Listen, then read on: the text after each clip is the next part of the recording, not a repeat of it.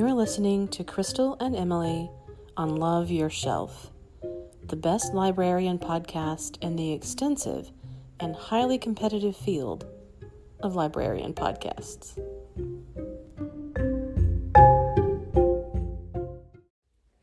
Hello. Hi.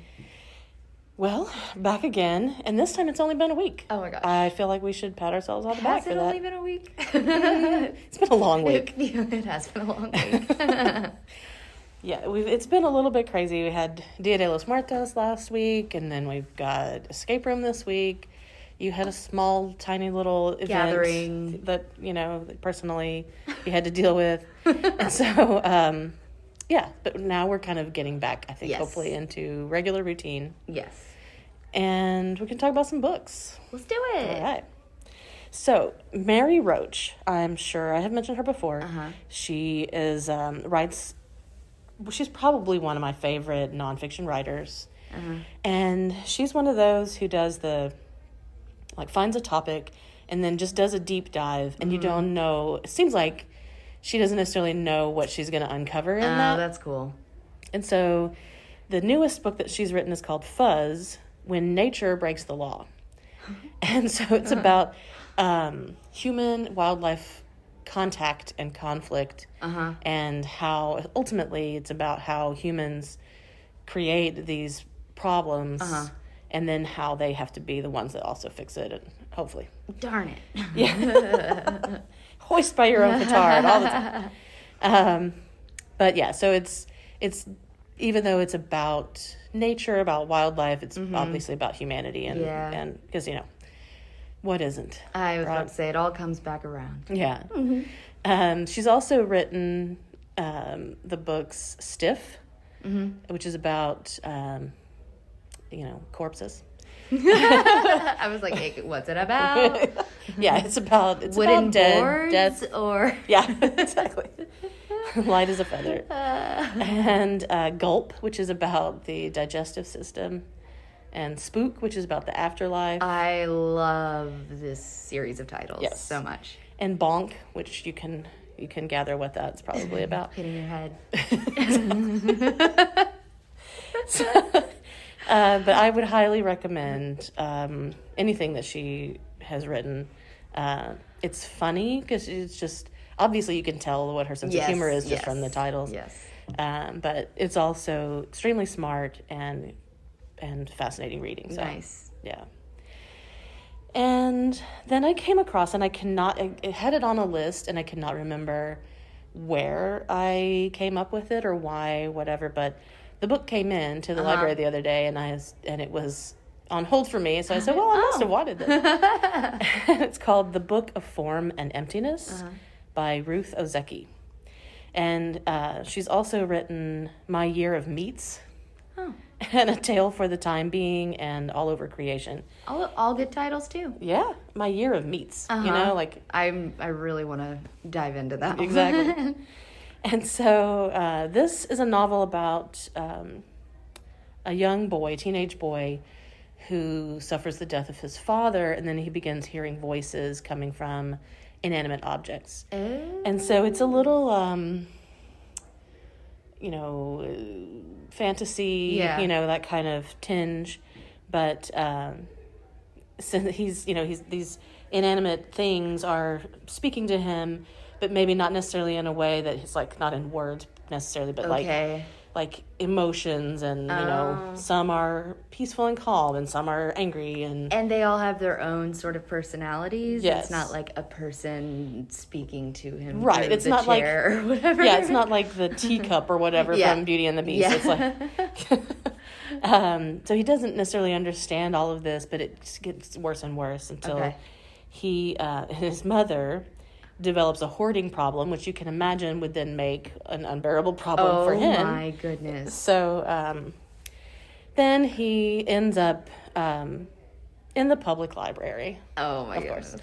And meeting these other people who have these sort of fascinating lives. Okay. Yeah, I am hoping to finish that during my week off next week. Yes. But so far, highly recommend it. Cool. And then another one that I have also mentioned before, probably, is Lisa Lutz, and she wrote a series called The Spellman Files, or it's about the Spellmans, which is this family of detectives, and it's odd, but it's very good, and there's a bunch of them in the series. Cool. And then she's written some others that are standalones. In fact, one of them I pulled for our encounter box.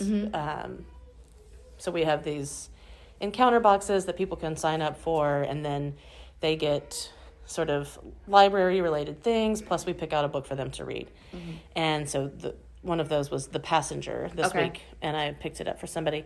And then she also wrote How to Start a Fire, and that's about college students, and then how these friends that then grow up together, and mysterious things happen. Ooh. And then The Swallows is another one. It's about a prep school that kind of gets caught up in gender controversy, and a teacher gets kind of put in the middle of it, and has to, and somebody dies, as always.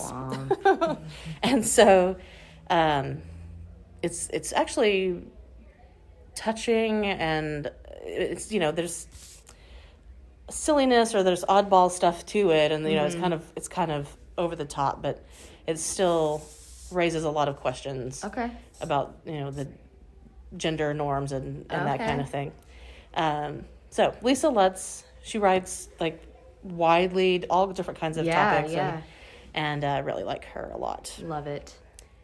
And then another one, and this one is one that had come to my attention a few years ago, but I never read it, and now it's on the list for the NEA Big Read selections. It's called There, There by Tommy Orange, and it's about multiple different characters who are all going to this big regional powwow.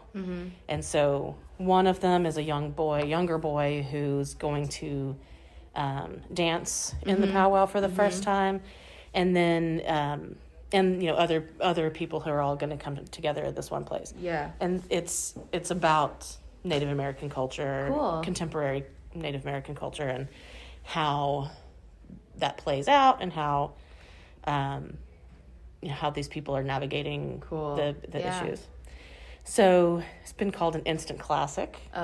And so so it's definitely one of those that there's not that many Native American voices out there. So if you're interested in that, I think that's great. I would highly, and even if you're not, check it out, because there's a lot. Maybe then you'll be interested.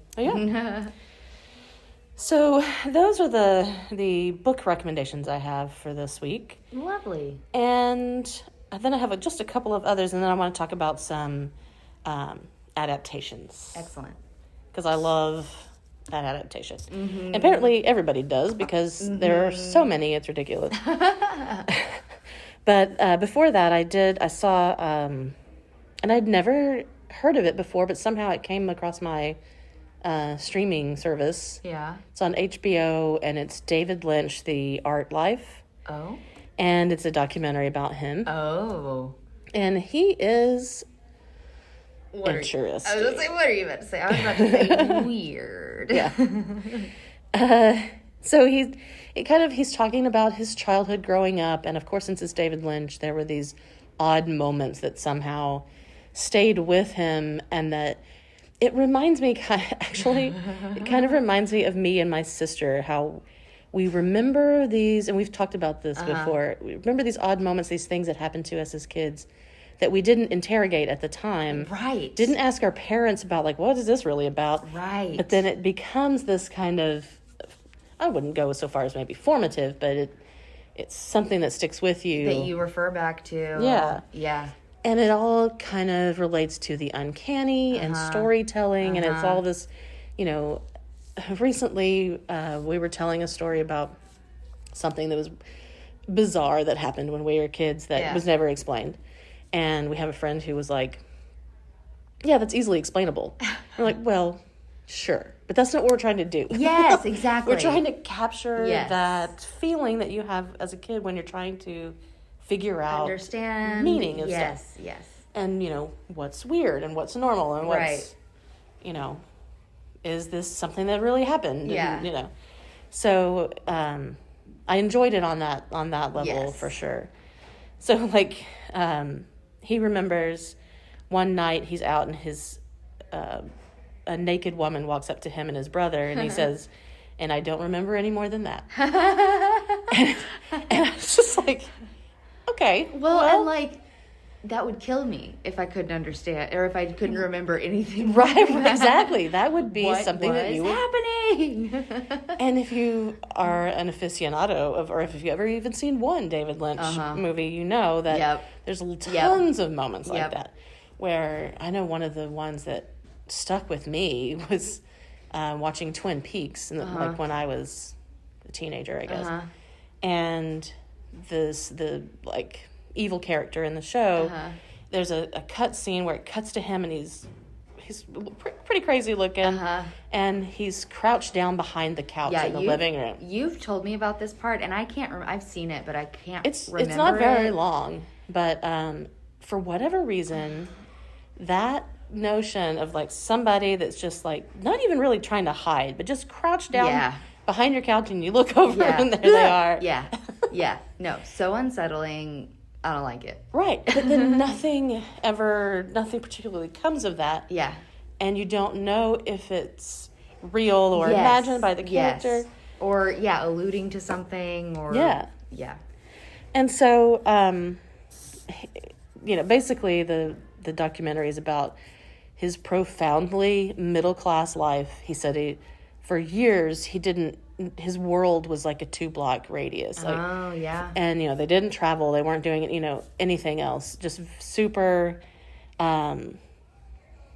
you had to focus on your interior life because there's nothing out there and I was going to say, with a mind like his, I'm sure that was torturous. I mean, he just seems like such a curious... strange person. He's still alive, right? Yes. He's in this. Okay. Yeah. He's talking about it. He's narrating it, and So I think that especially it's such a different his growing up compared to kids now. Mm-hmm.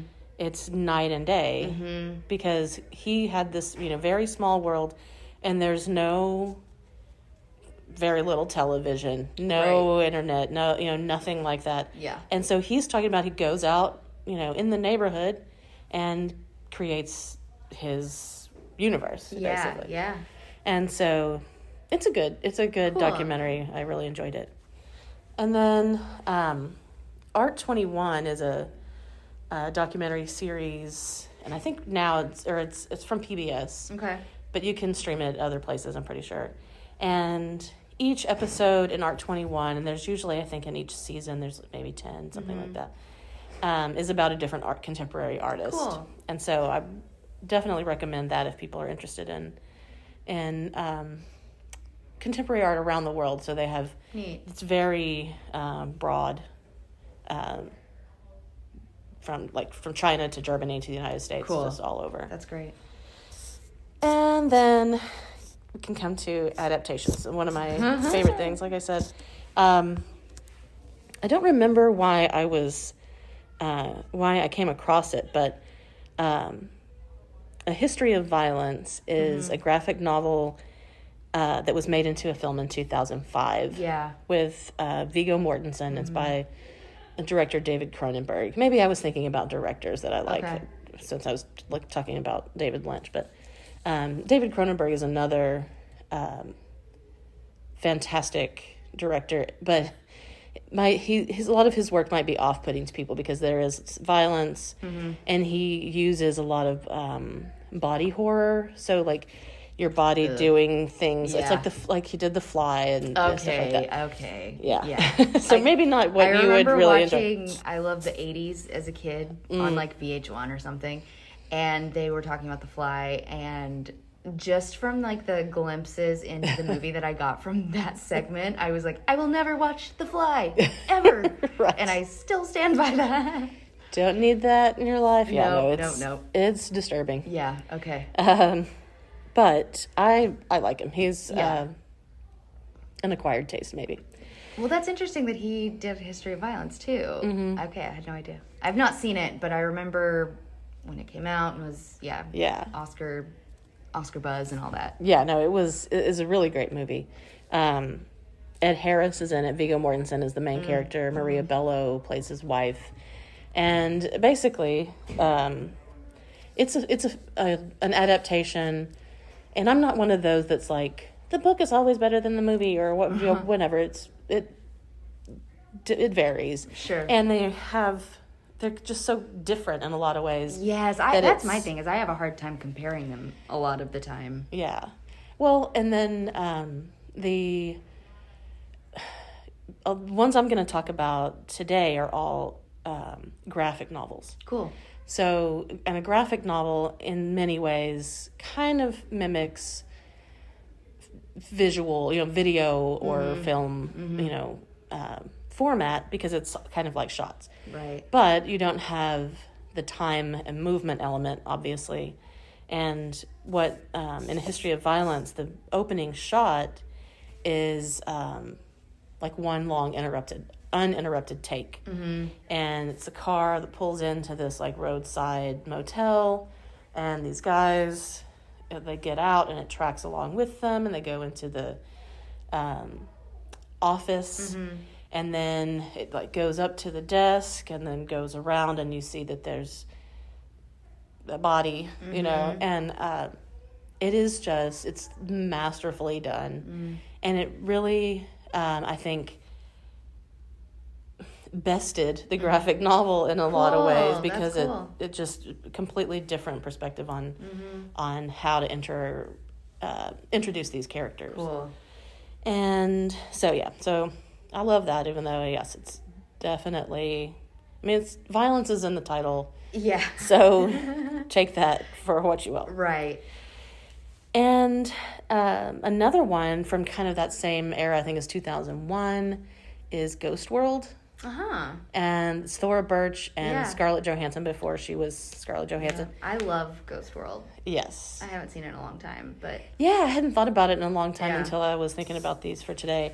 But it's based on a graphic novel by Daniel Clowes, and really quirky, funny movie. And I don't know, I feel like you don't see that kind of thing anymore. Because you said it came out in 2001? Yeah. That's crazy. 20 years ago. Wow. I know.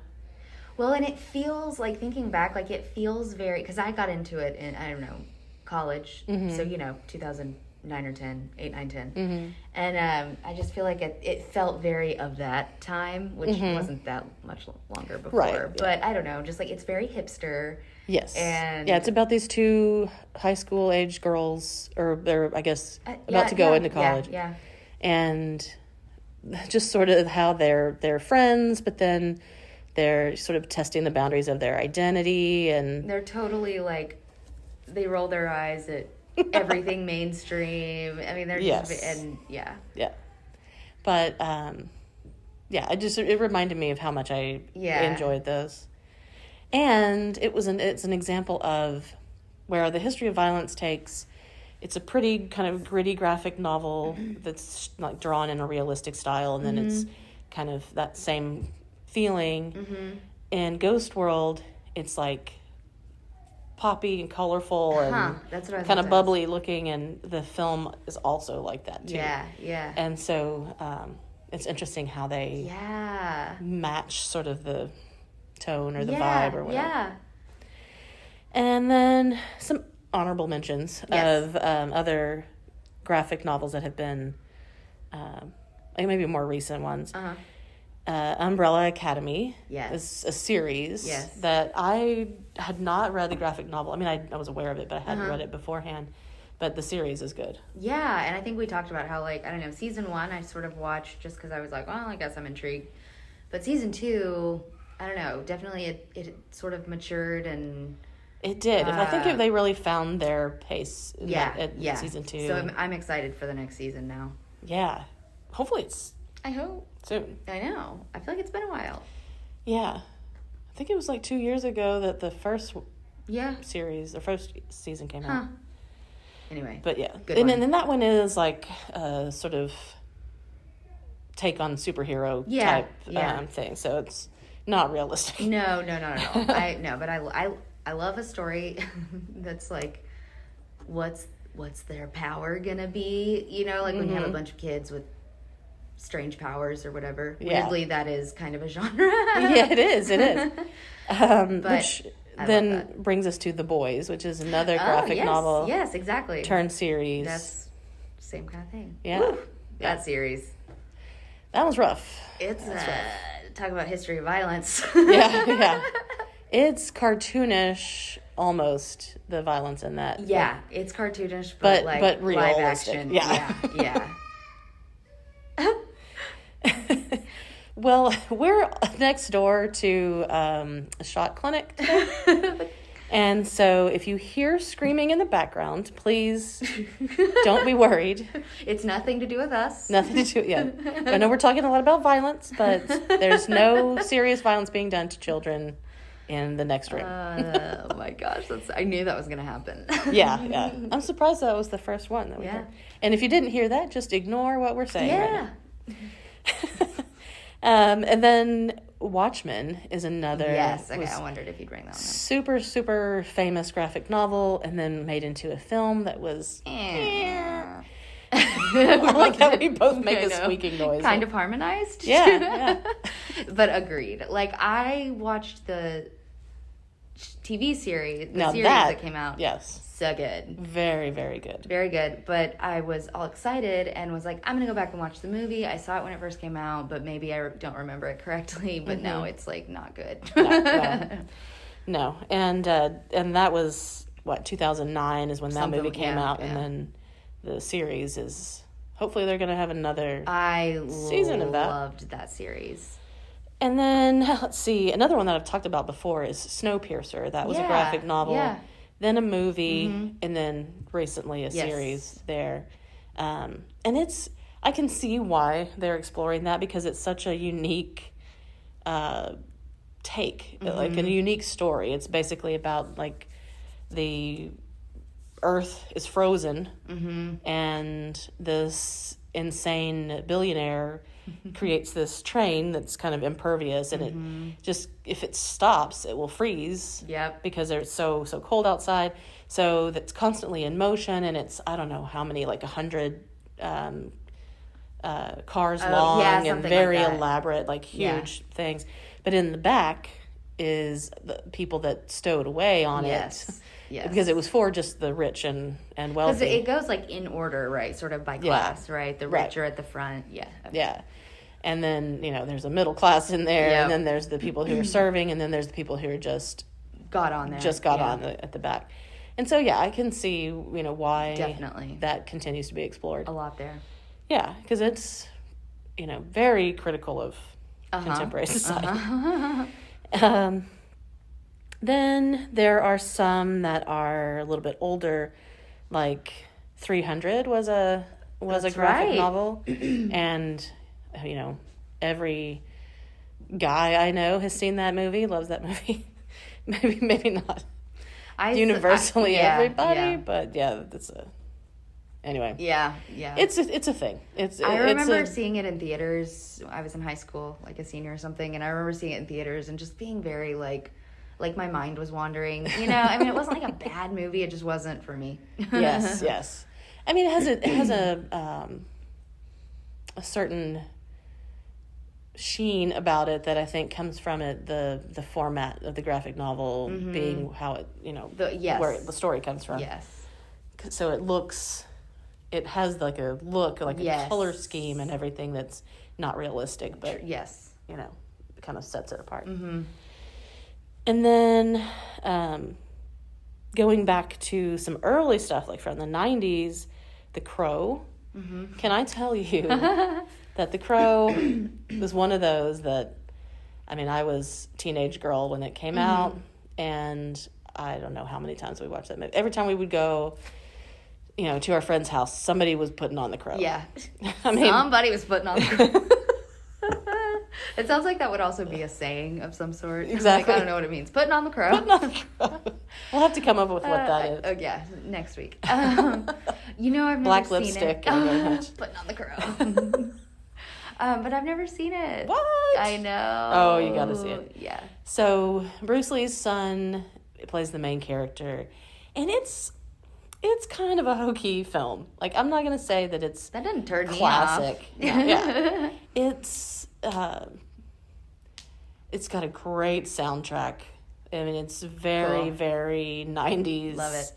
Soundtrack, and I would listen to the soundtrack as much. I've probably listened to that more times than I've watched the movie, which is saying something.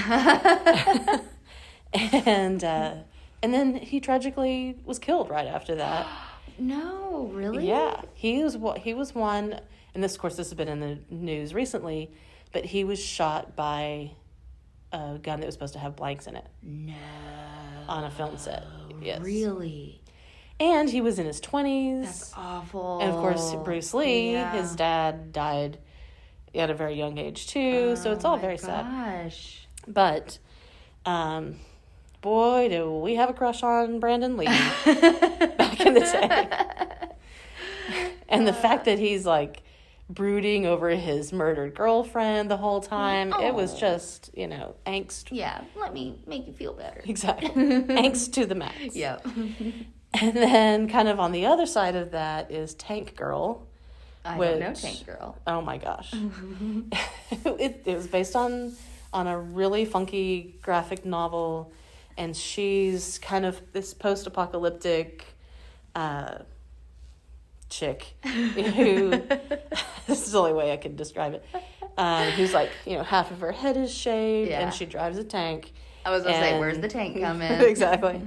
And, she's just like hardcore. I love the idea of her being like, I'm Tank Girl. Like, that's almost exactly how she talks. And it's like you just jumped right in there and then lived it. I'm an actor, so. But she always has like little one-liners that she's spouting off. I love it. You should watch it. I really want to. Lori Petty played the main character, and Lori Petty as Tank Girl. Yeah, and I want to say she carries around a bat that she hits people with. Love it. Something like that. So some much. kind of big thing. Yeah. And she's just a little thing, but she's learned how to take care of herself in this post-apocalyptic. I'm sold. Yeah. You'll like it. And then Ghost in the Shell, which has also been something that people have talked about recently because of Scarlett Johansson. Funnily enough, I don't know this. Yeah, it was based on the graphic novel, but then it was turned into a anime series back in the late 90s. Okay. And it's also very like futuristic and I don't know, evocative, and it was like a cult kind of thing back then. But anyway, all of those are all really, I would highly recommend looking at both the graphic novels and the film adaptations or the series adaptations. And it's funny that as I was looking at these and thinking about how almost all of these, if it was both a movie and a series, the series has outdone the film. Well, and all of these ones, at least the ones that I've mentioned. Now, I'm not saying that always happens, but I think that series, and we've talked about this before too, that now series are kind of experiencing like this golden era of since with streaming services, how it's worked for whatever reason that they're just really, really high quality right now. Yeah, no kidding. And that movies, like I used to, I taught film. Yeah. But now I'm hard pressed to like sit and watch a movie, even though I will watch a whole series in a weekend. I know. And I think that it's part of it. Like I think I'm kind of into the feeling of a limited series or series. Yeah, I am too. I'm definitely the same way. Well, and I feel like a lot of times the problem once you walk away from a movie that's been adapted is like, okay, well they left out so much. Yeah. And they had to. Right. And because they have an hour and a half. Yeah, exactly. But with a series, like, there's lots of room to, Sometimes that can be a bad thing. Absolutely. Absolutely. It has to be well done, but I do think that, like, I mean, that helps. Yes. And one of the things that I also was thinking about when I was, thinking about this was when Netflix first started, and that you could, like, get entire series, like, on DVD sent to your home. Yeah. It was still paced for television, and it would have, like, the commercial breaks. Right. And all of that kind of stuff Right. that then started to look and feel very silly. Yes. And then, of course, after it looked and felt very silly, then it was annoying. Yes. That you had all of this, like, build up looking directly at the camera and then, cutting back or whatever. Cutting back and then sort of explaining what just happened real quick and then getting back to it. Yeah. Yes. And now, of course, you don't have that. No, right. And it's so much better. So, I don't know. I think that that has definitely colored Totally. series work now. That Totally. It's like a whole new genre, basically. Yeah. Well, anyway, so I think that's all of the things that I felt like covering this week. I love it. And lots of good recommendations. Hopefully everybody enjoys the encounter box selections that we picked out this time. And if not, sorry. But let us know. We can always, improve. Yes. Yeah. I think it's one of the more fun things that we get to do is like take a couple of tiny bits of information about somebody. Like, maybe we'll get it right. Yeah. Or maybe we just are giving you the same things. Yeah, I know. I've had that thought. Like, okay, have I given this person this exact book before? Yeah. Yeah. Because like some people we do hear from and they say, oh yeah, I really liked that. Yeah. But a lot of them we don't ever hear back. We don't hear either way. Right. Right. So. Anyway. Cross our fingers. Well, I'm going to go watch Tank Girl. Yeah. So. Oh, for sure. You got to watch that. And what else? Oh, The Crow. Oh, that's right. Both of those. You'll go. Have a 90s weekend. I was going to say, it's probably even like 94, 95 or something like that. Love it. They're both in the same era. All right. Well, everybody have a great weekend. We'll see you back here. Yep. I say that every time. Well, every single time. You'll be hearing us back here. There you go. Thank you. I should not try to end these. I should let you do it. If I just spoke out loud, that's what would come out. Trust me. You're not speaking out loud. I'm not speaking out loud. I'm like taking it in and going, hey, wait. Yeah, I'm going to let her sound like an idiot first. Okay, so I'll let you. Too bad I already sound like an idiot a lot. So, just kidding. You'll hear us next week. There you go. And have a good weekend. Yeah. Bye. Bye.